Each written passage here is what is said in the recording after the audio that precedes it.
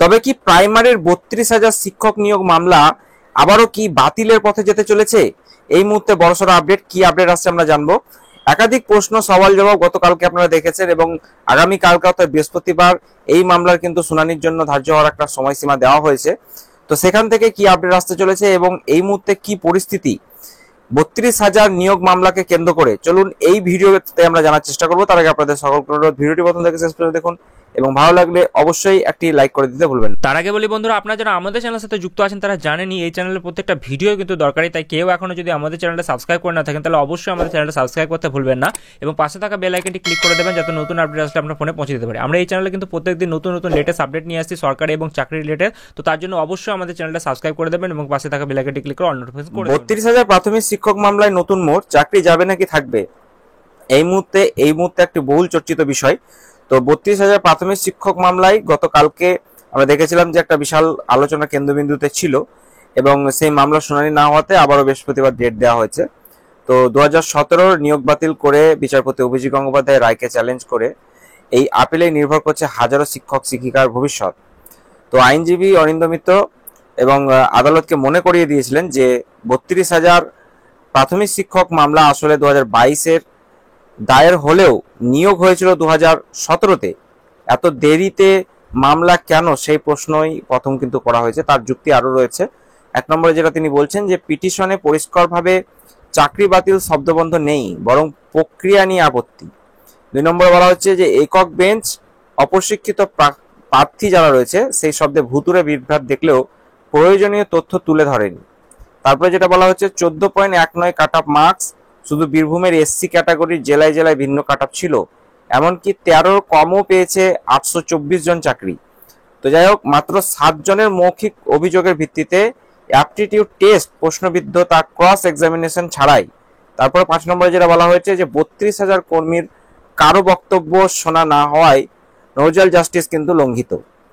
তো বেঞ্চের স্পষ্ট বার্তা, দুর্নীতি প্রমাণিত হলে জড়িতরা রেহাই কোনো মতেই পাবে না, কিন্তু একইভাবে পর্ষদকে দিয়ে পুনরায় নিয়োগ চালানো যুক্তিটা কতটা টেকসই সেই প্রশ্ন কিন্তু করা হয়েছে। বিচারপতিরা জানতে চেয়েছেন কেন ইন্টারভিউ এবং অ্যাপটিটিউড নাম্বার আলাদা দেখানো হয়নি। পর্ষদের নীরবতায় ক্ষুব্ধ কিন্তু আদালত। একটি নথি তুলে প্রশ্ন ধরে করা হয় যে এটাকে কি বলবেন, যা দুর্নীতির ইঙ্গিত বলে ব্যাখ্যা করা হচ্ছে।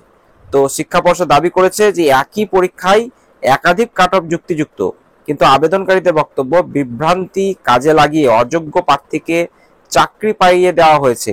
32,000 প্রাথমিক শিক্ষক মামলায় এই তর্কই এখন মূল ফোকাস, কারণ কাট অফের বৈধতা প্রশ্নবিদ্ধ হলে পুরো তালিকা বাতিলের কিন্তু আশঙ্কা প্রবল। অর্থাৎ আমরা দেখেছি যে এসএসসির চাকরি বাতিলের ক্ষেত্রেও একই সেম ঘটনা ঘটেছিল, এক্ষেত্রেও কি তাহলে একই বিষয়টি হতে চলেছে?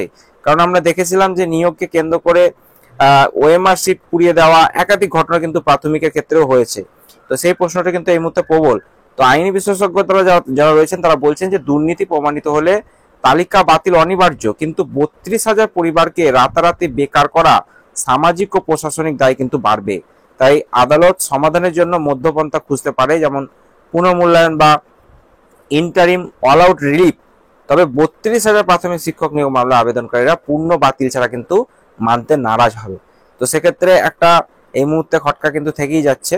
তো শিক্ষক সমাজের অভিঘাত, চাকরি থাকলো কি না নির্ভর করবে আগামী কালকের যে শুনানি রয়েছে সেখানে। তো সেই রায়ের উপর কিন্তু অনেক কিছু নির্ভর করছে।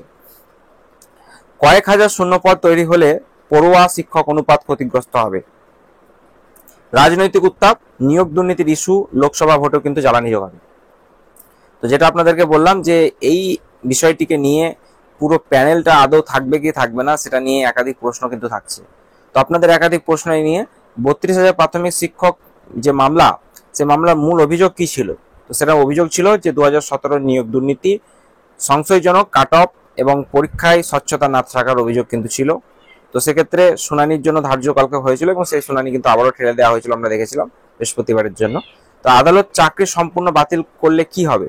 পর্ষদকে নতুন নিয়োগ প্রক্রিয়া চালু করতে হতে পারে, পাশাপাশি আপিল সুপ্রিম কোর্টে যাওয়ার সম্ভাবনা রয়েছে। যদি দুর্নীতি প্রমাণ না হয় তালিকা বহাল থাকতে পারে, তবে আদালত স্বচ্ছতা বাড়াতে অতিরিক্ত নির্দেশ দিতে পারে।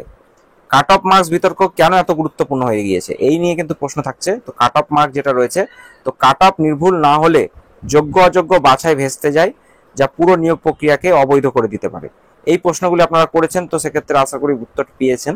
তো এখন এই 32,000 নিয়োগ মামলাকে নিয়ে এখন চাপান্তর চলছে।